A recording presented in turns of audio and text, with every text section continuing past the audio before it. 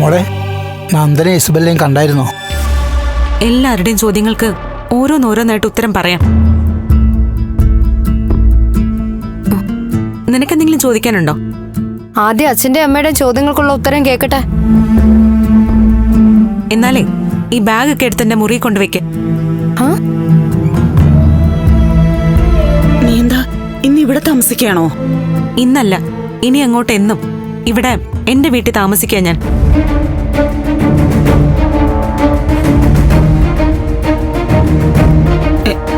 എന്താ മോളെ? നന്ദുവായിട്ട് ഇനി ഒത്തുപോവില്ല അമ്മേ.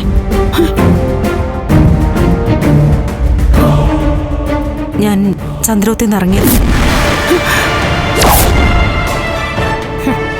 ചേച്ചി ഇപ്പോഴാ ശാരികയുടെ ചേച്ചിയായത്. മാറി നിക്കടിയെ കൊണ്ട്.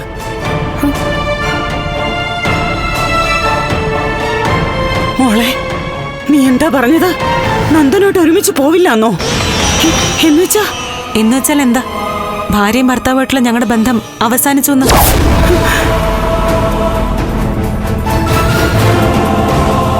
മോളെ, എന്താ അമ്മേ, ഞാനിവിടെ നിൽക്കുന്നത് ബാധ്യതയാണോ? എങ്കിൽ അത് പറഞ്ഞു. മക്കള് ബാധ്യതയാണെ പിന്നെ ജന്മം തരണ്ടായിരുന്നല്ലോ. നിങ്ങളുടെ വിഷമം താങ്ങാനുള്ള ശക്തിയില്ല.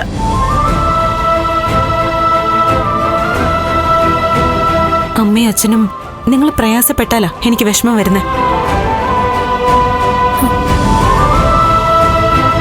ശാരികയെ നോക്ക്, ഇവക്കറിയാം ഞാൻ ചെയ്തത് കൃത്യമായ കാര്യമാണെന്ന്. സത്യം പറഞ്ഞ അനിയത്തിയാണെങ്കിലും ഇവളാ ചില കാര്യങ്ങൾ എന്നെ പഠിപ്പിച്ചത്.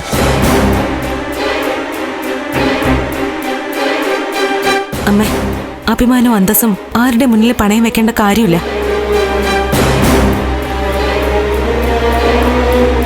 ഇങ്ങോട്ട് കാണിക്കാത്ത സ്നേഹവും ബഹുമാനവും ഒന്നും അങ്ങോട്ടും കൊടുക്കേണ്ട കാര്യമില്ല. സത്യസന്ധരല്ലാത്തവരെ അകറ്റി തന്നെ നിർത്തണം. എന്താ മോളെ സംഭവിച്ചത്? സംശയങ്ങളൊക്കെ ശരിയായി.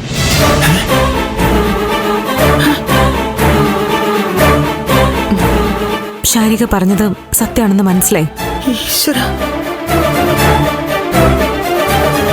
ഇസബെല്ലയും നന്ദുവും ഒരുമിച്ച് ഒരു മുറിയിലായിരുന്നു.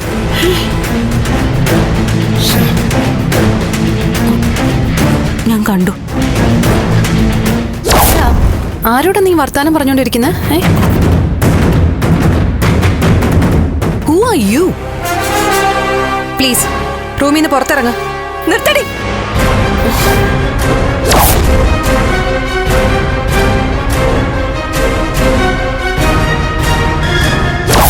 മര്യാദക്ക് കൂടെ വന്നോ വരാൻ. നന്ദ, നീ പേടിക്കണ്ട, ഞാൻ പോലീസിനെ വിളിക്കാം.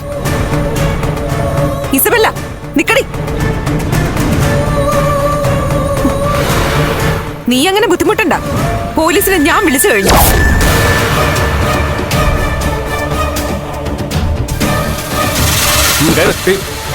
സർ,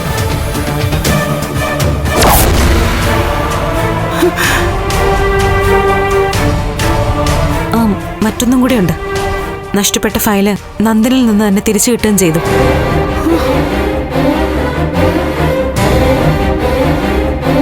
ആ ഫയല് നന്ദു മോഷ്ടിച്ചു വെച്ചേക്കായിരുന്നു.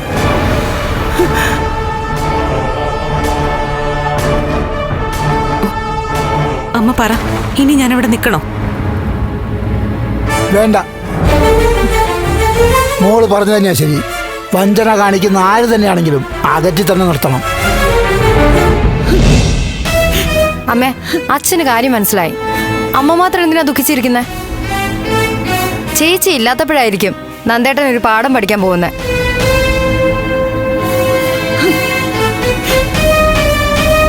രണ്ട് ദിവസം കഴിയുന്നതിന് മുന്നേ തന്നെ അങ്ങേര് ചേച്ചിയെ കാണാൻ വരും.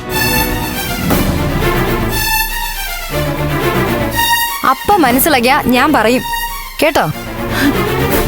അമ്മേ, ലോകത്ത് പല സാഹചര്യങ്ങൾ കാരണം ഒറ്റയ്ക്ക് ജീവിക്കുന്ന ലക്ഷക്കണക്കിന് കോടിക്കണക്കിന് സ്ത്രീകളുണ്ട്. അവരാഗ്രഹിക്കുന്ന ജീവിതം അവർ സന്തോഷത്തോടെ തന്നെ ജീവിക്കുന്നുണ്ട്. പിന്നെ സമൂഹത്തിന് വേണ്ടി നമ്മുടെ ജീവിതം മാറ്റിവെച്ച മറ്റൊന്നും നമ്മളെ അത്രയ്ക്കങ്ങ് വിഷമിപ്പിക്കുകയില്ല.